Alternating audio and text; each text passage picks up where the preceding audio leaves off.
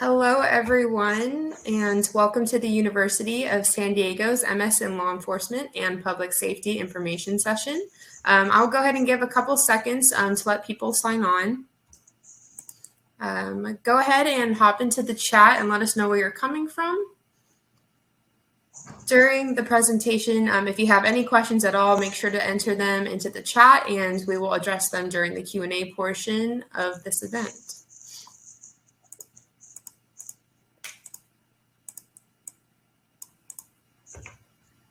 Great. And with that, I will go ahead and go into the agenda for today's session. So today we're going to be going into talking about our speakers for today, program background, curriculum and coursework, the admissions process, and then there will be a Q&A at the end. So again, if you have any questions, please make sure to put them into the chat. And with that, we will go into today's presenters. Today we have with us Dr. Eric Fritzfeld, the Academic Director for the MS-LEPSL program. Dr. Fritzfeld is the founding faculty member for the program. He directs all aspects of program academics, including curriculum, faculty, admissions, and student support. He has been a full-time faculty member at USD since 2005. Thank you, Dr. Fritzfeld, for joining us today. Kylie, thanks so much for all the legwork and setting us up here. Of course. And then today we also have our current LEPSL student, Marco Evans. Marco is a detective sergeant with the LAPD. To get us started, we wanted to ask you, Marco, some questions for our audience to learn a little bit more about you. So if you could dive into what motivated you to seek your master's degree and why did you choose the LEPSL program? All right. Well, hello, everyone out there in online world of webinar. I was motivated by wanting to progress my career. I was looking for a way to further my education, which has always been a goal of mine. And luckily, when I was at a homicide conference in Las Vegas, I saw a booth with the LEPSL program, spoke to the people at the booth, and felt like this was the opportunity for me to actually further my career and actually achieve the of receiving my master's degree. And I remember when I started looking a little bit more in depth into the different programs that were available. We have a lot of competition here in Southern California with USC, Chapman University. And when I started looking into the programs, I just fell in love with the LEPSL program, the way it was presented, and where it ranked nationally. And that's what ultimately made up my decision for me. Great, thank you. Eric, is there anything you would like to add? I know that we've worked with Marco before as one of our discussion board MVPs. I know that you guys have had some time to chat before. Sure. Well, I mean, quite frankly, we believe the most valuable proposition about our program is that we have students like Sergeant Evans that were relatively unique in that our program serves only law enforcement and public safety professionals. We want every student to bring experience, bring perspective. And while we're proud of our curriculum, the real secret to our success is getting students like Marco in the room and getting out of the way, letting them share best practices. And we're real fortunate to have such high caliber students. As you mentioned, Marco won one of the few awards and recognitions in our program, a discussion board MVP, recognizing just how much he brought to the online discussions. So we're hoping that we can recruit some more students like Marco to carry on the tradition here today. Great, thank you both. And with that, we're going to go ahead and hop into program overview. I'll let you guys take it away. Thanks again, Kylie. Well, like any endeavor, your reputation is tied to the reputation of the organization from which you come. So we're very fortunate at the University of San Diego. And quite frankly, there are a lot of less than reputable institutions out there offering training and degrees for law enforcement. So make sure to really do your research. Again, we're very fortunate. We're a thriving major university, ranked top 100 nationally. We have a top 75 law school, top 10 undergrad business, top 10 undergrad engineering, and arguably one of, if not the top law enforcement facing master's degree programs in the country. About 5,000 undergrads, consistently competing, if not ranked #1 most beautiful campus in the country. So if you're thinking about career advancement or transitioning to the private sector, the value of a degree from USD will stand the test of time and really serve you well. I like to say we're not an Ivy League school, but we can see them from where we are. And so it's not just a piece of paper, it should be pretty meaningful. So this is the part where I get to tell, I think, the part of the program that we're most proud of in that, and I think this is a pretty unique process. We didn't just come up with the curriculum. We built it in collaboration with local and regional law enforcement command staff and associations, really anyone that would take a meeting with us. We spent 2.5 years, nearly 55 sit-down interviews to develop this unique application-oriented program. I had actually written a first draft of the program that was quite traditional and academic, that after a few of these meetings, we got some candid feedback and threw it away and started over. And we, again, spent the next 2.5 years asking, where are the training gaps in your agency or region? As a university, how can we best be a supplement? And what can we do to serve your organizations the best? And we heard a lot about recruitment and retention challenges, new technology, budget training, leadership training. And all those themes became the courses in our program. So I think the major theme here is this is a unique skills-based program where we hope you're not just checking the box getting a degree, but some of the coursework should have a direct overlap with what you're doing on the job and can have some immediate payoff. And I hope I have the chance to give some examples of that moving forward. All right. And I'm going to maybe kick this one over to Marco just for some commentary here before I dive into the details. The structure is specifically designed for working professionals. Marco, I know you have a demanding career. You live in LA, so you have undeniably one heck of a commute and a busy family life. How did the structure fit in with your other commitments? You know, the systems that you use in the program, the Blackboard, it's accessible from any land computer when you log into the site. I've accessed it through my cell phone on a pinch. So the accessibility of the program is great, and you can look at it 24 hours a day. So whenever you find time. The structure of the class, the 7-week modules for each class, allows me to get into a rhythm as each module progresses and culminates with the final paper or final assignment that you're doing. And I found that it wasn't difficult to allocate time to really devote myself into the studies and to what I was doing. The other thing I loved about every course I've taken up to this point, and I'm on my last course currently, is that it definitely is real world and it's up to date. As I was going from one class to the next, I was dealing with the COVID-19, basically the response. And I remember logging in on my laptop on the back of a black and white at 2-3 o'clock in the morning, just to check the discussion boards or to look at, what the assignments were. And, but the stuff that we were learning pertained to everything we were dealing with, the budget crisis, and conflict resolution. I can say from my experience from day one, the summer of 2020 to where I am today, I've learned a plethora of information that's really going to help me move forward. I appreciate that. And just to put a little cap on that, this is based on established best practices for education for working professionals.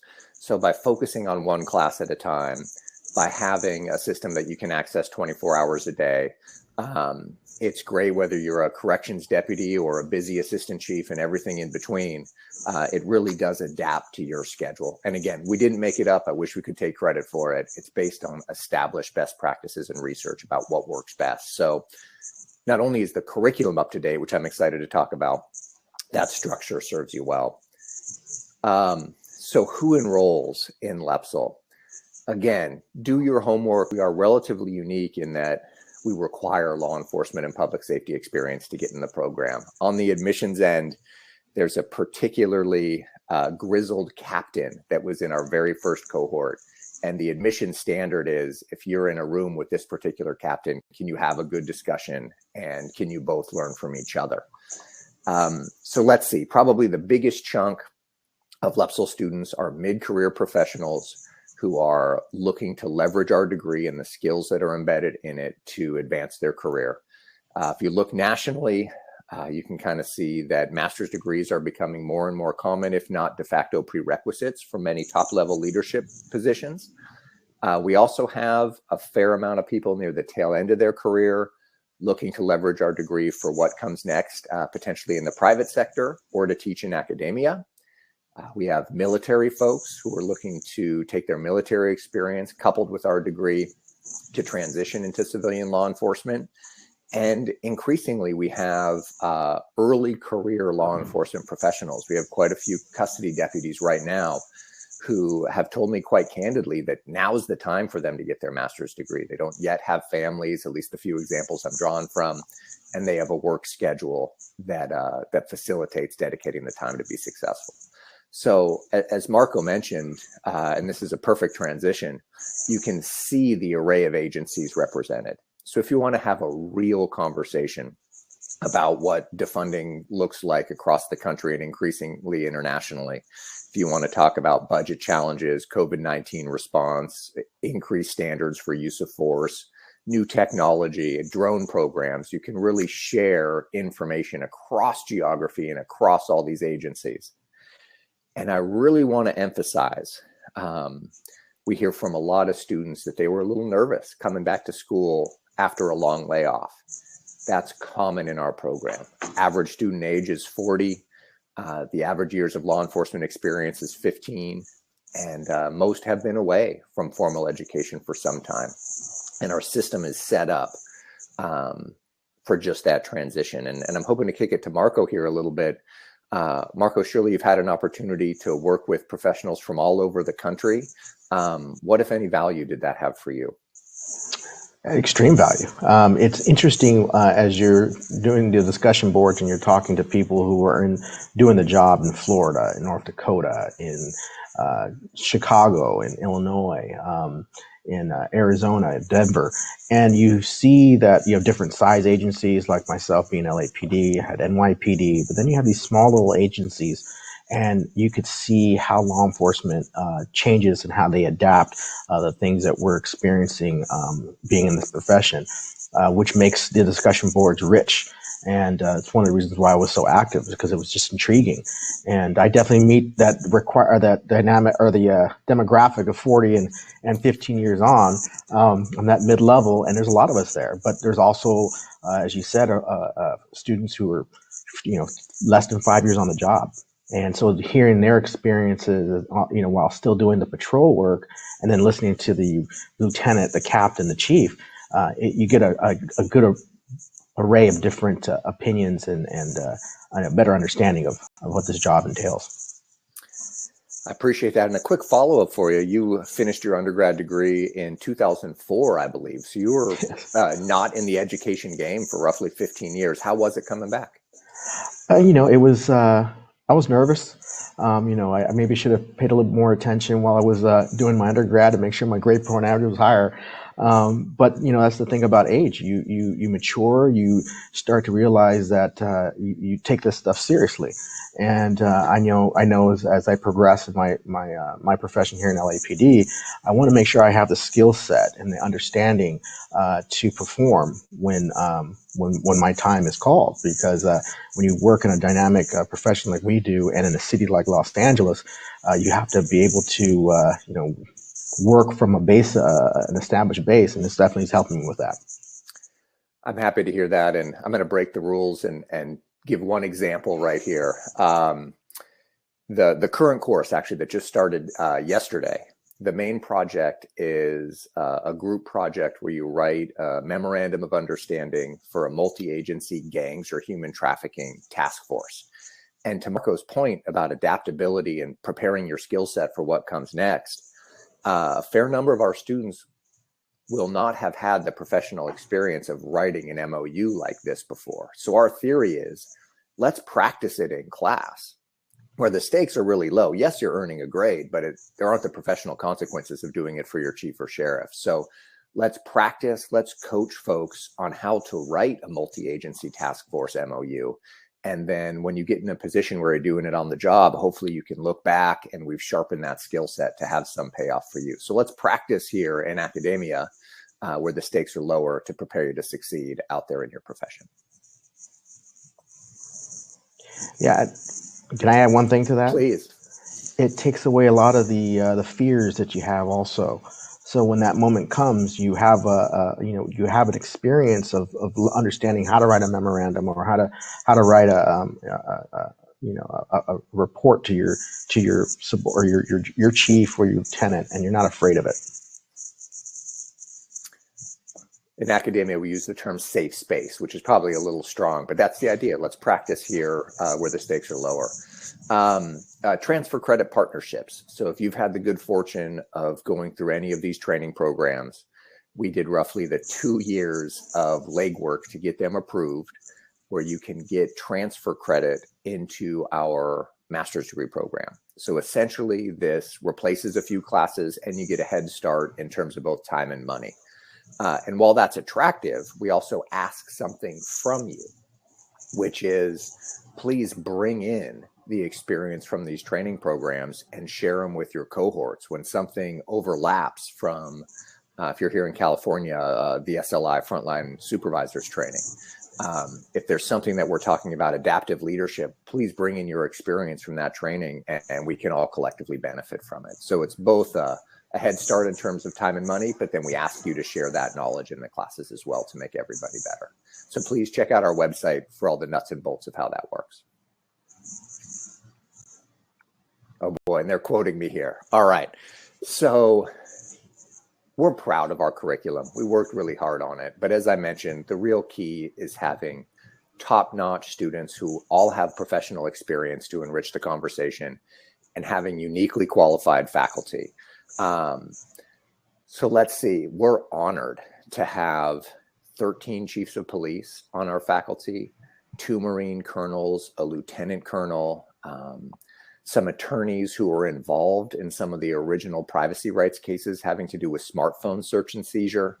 So when we're talking about biometrics and facial recognition and smart streetlights, we have just the people to ask on both the law enforcement and legal side to help us understand these issues better. So as you do your research, and I encourage you to do it, look at other programs and look at their faculty teams. And we're honored to have the agility to have put together a faculty cadre unique to this program who not only have well-honed academic skills, but they've walked the walk, they've walked in your shoes and have a lot to offer on the professional side as well. Marco, is there a particular faculty or particular class that stands out in your mind where the experience of the professor had value for you? You know, it's hard to say it now, getting closer to the end. But I've had a few classes that, the budget finance class was very, very interesting to me. It was the first time delving into that particular subject and looking at how the sausage is made really kind of opened up my eyes to the reasons why we were told no sometimes. So that's something that I really enjoyed learning. Conflict resolution class in the very first class was interesting because the learning how to de-escalate and stuff that we're learning here on our in my department, but to see that on a national level that people are also, or other departments are starting to look at conflict resolution, de-escalation techniques, implicit bias. Those were some of the things that I really took to heart. I'm happy to hear that. I'll add a couple of my favorite examples as well. We have a Marine Lieutenant Colonel who helped develop our 2 leadership classes, and leadership are the cornerstone of this program. And we think, well, of course he understands leadership theory and is well schooled in leadership as a career Marine.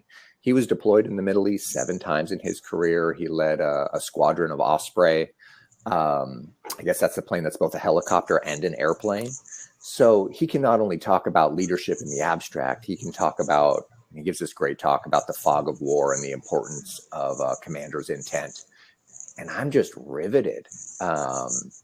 So again, we think our faculty not only bring the academic expertise, but have that lived experience that we think you'd respect. You know, one thing I can say about that class and that professor, he really made you think about the type of leader you want to be.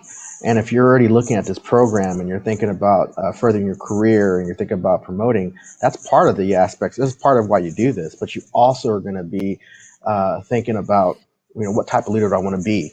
How do I want to help my subordinates get better? How do I want to mentor? And these are a lot of the things that are talked about, and you're going to learn this in this program. I appreciate that. All right, so I think we've hit on what's the real value of the program. Are the students and the faculty coming together around current issues? We're proud that over 90% of students who start the program do end up graduating. That's something we're really, really proud of. And part of that is our flexibility. And faculty not only have walked in your shoes, they also understand the demands of your profession. I mean, you respond to emergencies for a living.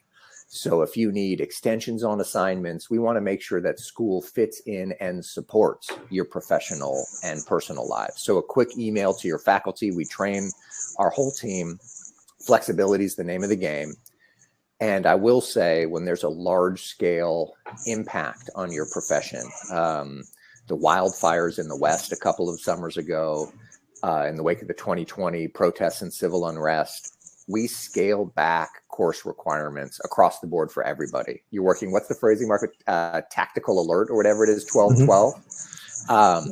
Whenever we have a majority of our students or a significant number working those kind of shifts, we want to make sure that we're sensitive to that and that you can take care of your wellness, your family, your agency first. And then and we scaled back course requirements accordingly. Marco, can you recall a time during your time in the program where we made one of those adjustments? I can recall 2 times it happened. The very first was during the COVID-19 response, when we first had the lockdown. You know, the professor let us know that they were going to cancel the work for that one module to kind of get us ready for the response that we were dealing with at the time for the initial rollout. And then again, during the civil unrest, you know, I was taken from my position in internal affairs and sent out to a site and you know, had to get ready to get deployed, and was deployed. So it was nice to know that I had the support from the professors, and they understood that the program understood that that everyone was dealing with different dynamics, especially in the larger or the larger agencies.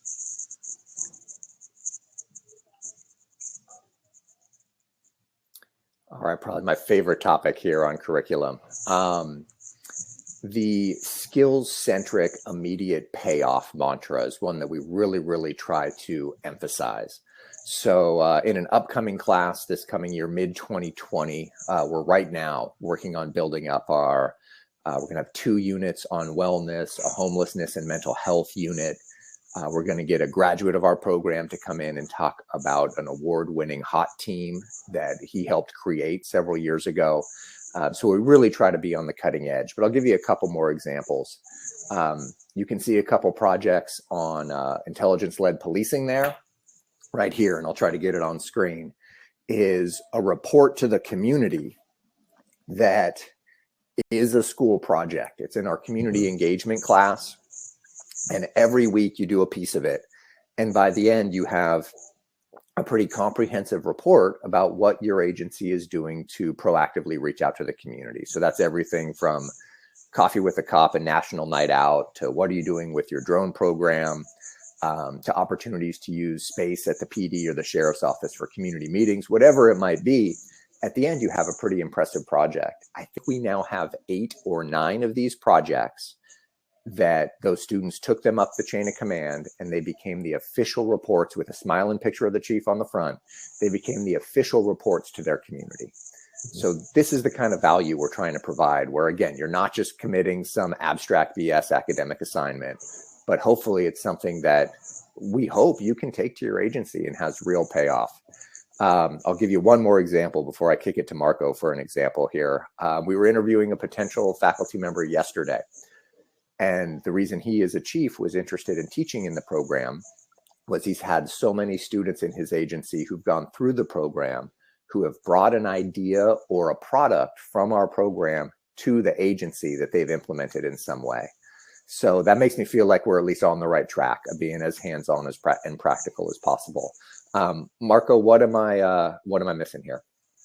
No, absolutely. I think you're right on with it when it comes to those projects, specifically the projects, because it forces you to look at, strategic plans and how they're put together. And then when you talked about the particular project, it was interesting going week by week and wondering, how do I find resources to talk about this module? And then you go into your department and you find out what the department already has or doesn't have, and you go from there. I found that those projects were fun. It gave us the opportunity to really navigate the internal workings of my department, which allowed me to better understand where to go in regards to finding answers, which was really beneficial. Really, really glad to hear it. And we're increasingly trying to come up with more and more creative ideas to advance those goals. Here's the full list of our courses. I, of course, want to do 10 minutes on each and every one because I think they're quite exciting and we work really hard. But the main theme here is that we not only want to be practical and current, by offering one class at a time, we can really, really focus on maximizing the value. If we have a contemporary issues course coming up in mid-2022, if we're not talking about those touchstone issues, the wake of the COVID epidemic, vaccine mandates, mental health, homelessness, new technology, increased expectations from the community about input and oversight. If we're not talking about these issues, we're underserving you. So we work really, really hard and frankly agonize, and I'm nervous every single time when we roll them out, but we really work hard to keep everything on the cutting edge. And we lean a lot on our students to give us input and direction on how to do that. Let's see. So the first model of the program that was written, that I take full responsibility for because we threw it away, had a traditional master's thesis. And when we went out and did those 55 interviews, that was one of the things it was argued wasn't particularly useful. A thesis is pretty narrow, it's time sensitive, and in a handful of years is quickly out of date. How do you know? Because I wrote one and I feel that way about my own work. So we kicked around a bunch of different models and ended up at the very last semester, and Marco's just wading into this course right now, essentially an online resume. It showcases about 15 exemplary pieces of work from throughout the program. And we hope, and some of the folks pictured on the screen have used it for professional development, either in their promotional process or when they transition to the private sector. And one quick note, if you have any security concerns, it's all password protected. We have some cybersecurity experts who helped us. And if you have a particularly sensitive assignment, and even that's not enough, we've done some offline equivalents. So we'll work with you to make it work. But no thesis, and the academic in me cries a little bit, but the practical value of having an interactive resume that you can actually use trumps anything else. So we're excited about the capstone course.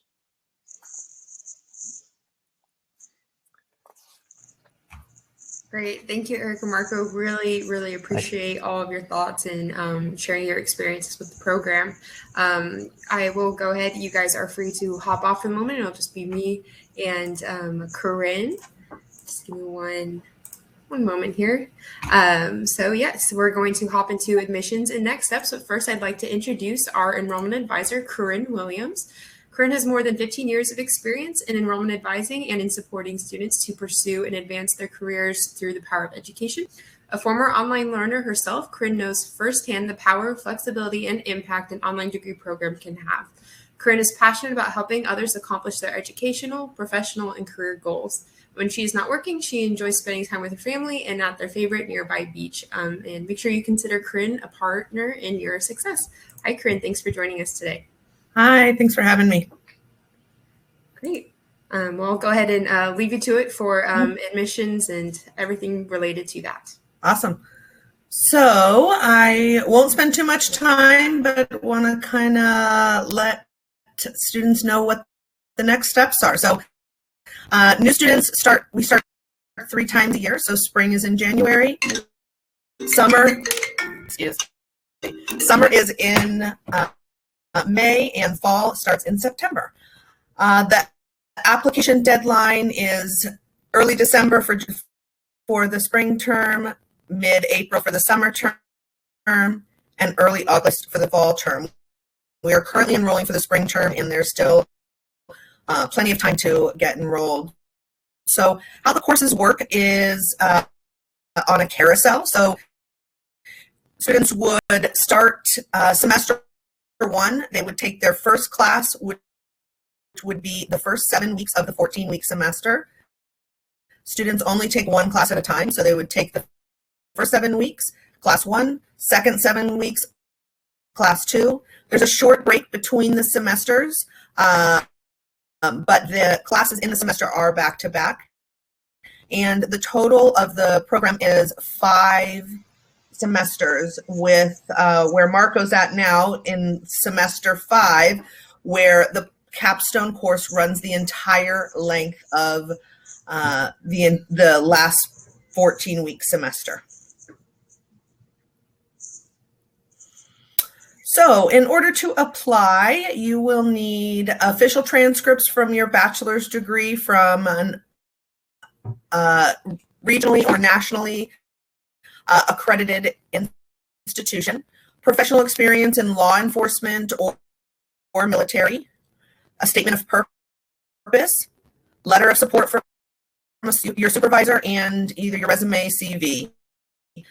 So not too many steps, and our enrollment counselors, myself and my team, will help you every step of the way. So to begin the application process, you would get in touch with an enrollment counselor like myself, and you would order your official transcripts. We'd help you with that, request your letters of recommendation, write your personal statement based off of a prompt that we would send you, and then you would go in and complete and submit the online application. We are offering waiver codes for application fees, so reach out to your enrollment counselor for that. And then once all of that is in, we await the decision from the admissions committee. This process, depending on transcripts and letters of recommendation, generally takes about a month. I have seen it go much quicker if transcripts and letters of recommendation come in fairly quickly. So definitely enough time to get you in for January or our spring term. And then once all of that's submitted, we usually get an answer back within a couple of days. The entire program is 31 units. It is $6.99 per unit. So the entire cost without the discount is $21,669. And then we also give, as you can see, a $50 per unit discount to union, association, military, veterans. So if you have any kind of affiliation like that, let us know and we'll see if the discount works out for you, if you qualify for it. And the total program with the discount is $20,119.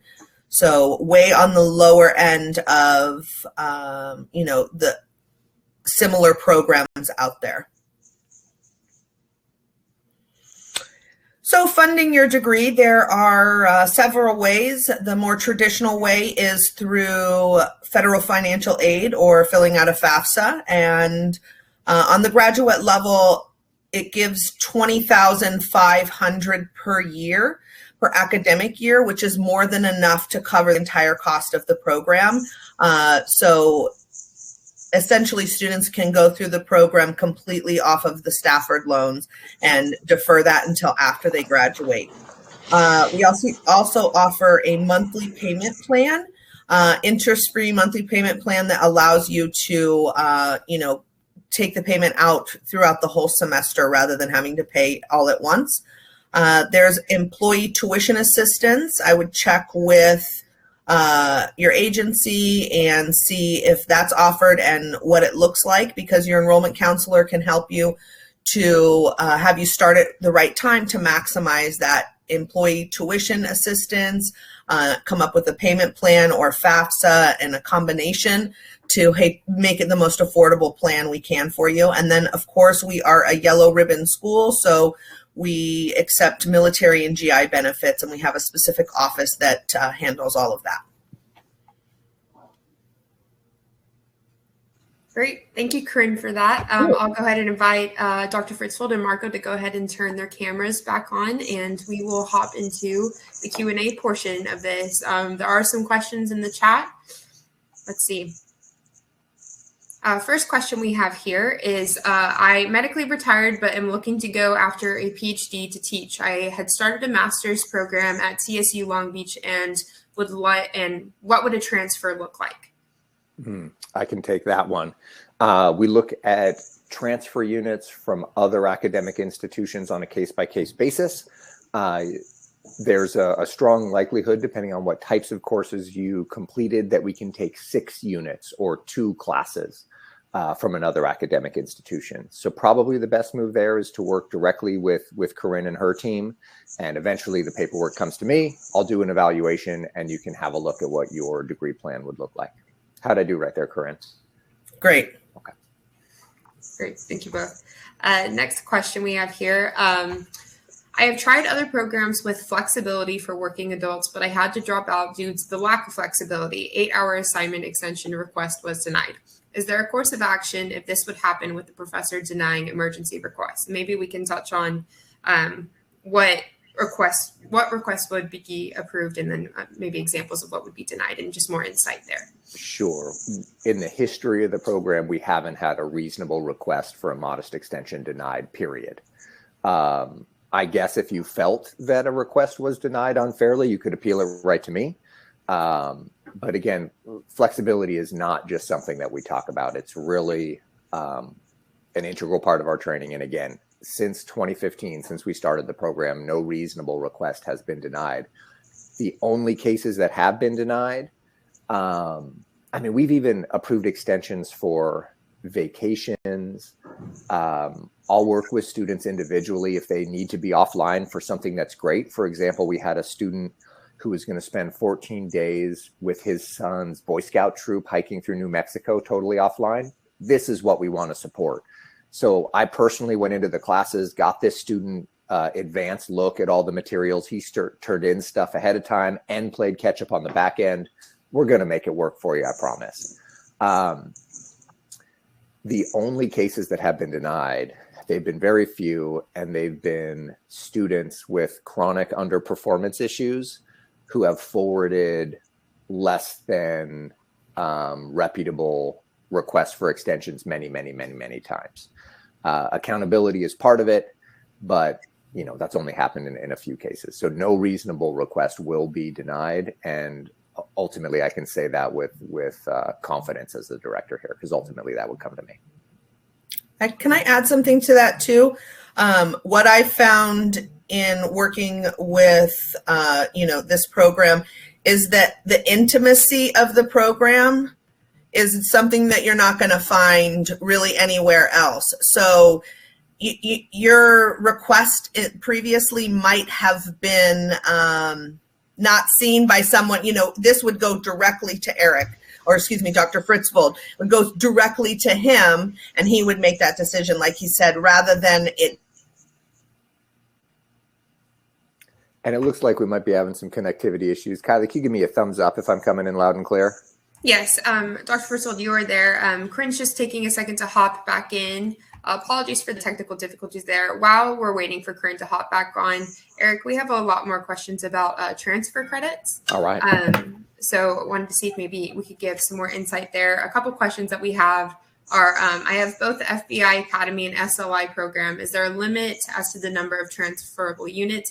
As well as for transfer credit partnerships, will you review material, subject matter courses from Texas, and maybe elaborate on what locations that you're looking at there? Sure, I can take those in turn. With transfer credit situations where you might have multiple options, the best thing to do is to work with Corinne and her team. They can really help you be strategic about bringing those in. For most transfer credit arrangements, the cap is 6 units. That's a university-wide policy. So that's 2 classes. For the FBI National Academy and the California Post Command College, we were able to broker exceptions where you can get up to 12 units for those 2 programs. So that's 4 classes. So first glance, probably the FBINA would get you the most value on the transfer credit situation. But again, this is what Corinne and her team do for a living, and they can really help you. Yeah, we can evaluate them and see what's the better way to maximize and save you the most time and money, and use that previous experience the most efficiently. And then again, what we ask on the academic side, make sure to bring in some of your experience from the NA. You took a particularly valuable class. Make sure to talk with your colleagues about that so we all can benefit. The Texas transfer unit question. The short answer is yes, but the timeline is so long, it probably doesn't help that individual student. So scrolling down here, that's from Carlos. So the standard for transfer credit is pretty extensive. It has to first meet muster from myself and the academic team. Then I have to propose it to the leadership of our division. And then the toughest meeting is then the command staff for the whole university. So that's like our kind of assistant chief level. Assuming it's approved at all 3 of those levels, it then goes to our external accreditation body, which we have the top tier accreditor as any reasonable university should. And that whole process takes 18 months to 2 years and literally 200 pieces of paper from me. So I wish I could just choose the ones that were rigorous and approve them, but it's about a 2-year process start to finish. So if you have something, I'd happily look at it, and we're always looking for ways to expand it. But Carlos, unfortunately, it probably doesn't get done in time to help you. Thank So you'd you. be doing a service for future students. Great. Our next question that we have here is there a fee related to the monthly payment plan? There is, but it's minimal. It's $50 per term. So if you signed up for the payment plan, you would be paying $250 over the life of the program for the payment plan. So it's $50 per term, like sign up fee. It's paid in the first payment. But we have pretty detailed information about the payment plan and what it looks like. So if you want to get in touch with me and my team, we can definitely help you. And I'd love one point of information here I forgot to mention, 2 points actually. Corinne mentioned the high touch or intimate nature of the program. We have class sizes of about 23 students on average per faculty. Our university is built on individual attention. So we put that into practice online. And on the pricing side, anybody want to take a guess what undergraduate tuition, room and board is going to be this year? It's going to be approaching $70K per year. So times 4, I mean, it's a university with a high price tag like many private universities. So I come from a construction family. We're, really excited to be able to offer this degree at a price that we think is pretty attractive for working professionals. I have the worst car on campus. Go ahead. Thank you. Okay, our next question that we have here is there a minimum BA, BS GPA requirement for enrollments and acceptance? So BA or BS GPA? There is. We require a 2.75 GPA or higher. However, there's not a hard no in any of that. So your enrollment counselor can help you to present your package to Dr. Fritzfeld. And if you have, if it was a long time ago, which a lot of people, it was a long time ago, there are options and ways around a lower GPA with experience and things like that. So if you fall below the 2.75, please don't consider yourself not a candidate. You absolutely are likely a candidate, especially with experience. And I'll let Dr. Fritzfeld talk more about that. I can say just like the flexibility, this is really ingrained in our culture. We understand a lot of law enforcement professionals. Most of our students went to school a long time ago. Many worked during their undergrad. Many were student athletes. Many like probably I did in my 20s, maybe didn't realize the opportunity of education at that moment and had other interests. Again, what's the threshold? We want every student in the program to make us better. And I'm thinking of some of the best students in our program had GPAs significantly lower than 2.75. And again, they emerged as some of our best students. So the grit that it's taken you to be successful in your profession is probably a lot like the grit that we're looking for on the admissions end. And again, I can say that firmly because I'm the last stop on admissions.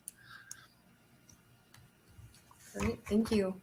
Well, that is looking like the last of our questions there in the chat. Do any of you want to share some final thoughts, anything you think is important to cover before we sign off for today? I got a couple thoughts. If I'll kick it to Marco here. I think he's got a few technical issues, as is common in the webinar world. I'll say two things. Whether you're looking at our program or something else, first, I encourage you to do your research. And I think the more research you do, I think you'll realize some of the unique dynamics that this program is offering. And I will say that whether you have interest in our program or not, that we do at this university really appreciate the work you do in a challenging climate. And I think we've built a program that doesn't just give that lip service, that respects it and how we operate day to day. So thank you so much for what you do to keep our community safe. For a nerdy academic guy like me, this is the coolest job you could ever have, to work alongside law enforcement professionals. And we really try to bring our A game for you every day. And I think that's my final words. I'd love to kick it to Marco for some final thoughts, if you don't mind there, Sergeant. You know, I will say it was a long time ago when I applied. I graduated in 2004, as Professor Fritzfeld talked about, and I had to write an essay to show that I could meet the standard for the program. So for those of you guys who feel like you're on the border, they definitely work with you, and it allows you an opportunity to shine, to show that you're actually capable of doing it. And I feel like I've done that during my time in the program. And I really do vouch for this program and everything I've learned in it. And I'm looking forward to using it in progressing my professional career, and also just that personal goal of obtaining a master's, which has always been one of my goals. So good luck to everybody. Great. And I'll just add that reach out to your enrollment advisor. Myself and my team are always here to help. We're trying to make it as quick and painless as possible. We know you're super busy. We'll help you to order transcripts. We'll help you to request letters of recommendation and get through the application as quickly as possible. And we're definitely here to help. So please reach out to us if you have further questions or if you want to start the application process. And sorry to jump in here after a great closing. I'm just seeing one more question come through that I'd like to address, if that's okay, Kylie. I'm still good? Of course. Yes, go for it. Carlos, great question. The question is comparing this Master's of Science degree in law enforcement leadership with the public administration degree. Quite frankly, we think of this like a public administration degree specifically tailored for law enforcement. So this, again, came out of our interview process. So I think that's our main differentiator, is that a lot of those same concepts, whether they're leadership or organizational focused, are mainstays of our program, but again, specifically tailored to the job that you do. So we think if you're going to take your time and money and invest it with us, that's the most efficient way of making sure that you get immediate payback from it, is to specifically tailor those same kind of concepts and ideas, but for your profession. Great. Thank you for catching that last one there. And to close it out, if you have any more information that you'd like to learn, please check out our website at criminaljustice.sandiego.edu. There's a bunch of information there. You can request information, get in contact with an enrollment advisor, and begin your journey with the LEPSL program. Thank you all so much for your time today. Thank you, Dr. Fritzfeld, Corinne, Marco, and we will see you guys all next time. Thank you, everyone. Thank you. Thank you, everybody. Thank you. Bye.